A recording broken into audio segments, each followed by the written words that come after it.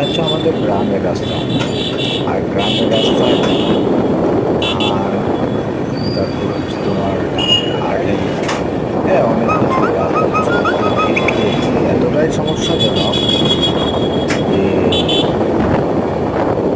না দেখলে বুঝবেন না। আগে দেখেন, সম্পূর্ণ ভিডিওটাই দেখিয়ে টানিয়েন না। একটা রাস্তা যদি এই অবস্থা হয়,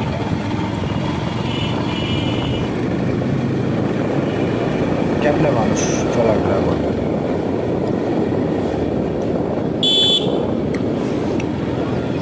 এটা রাস্তা না, এক প্রকার চাতাল হয়ে গেছে।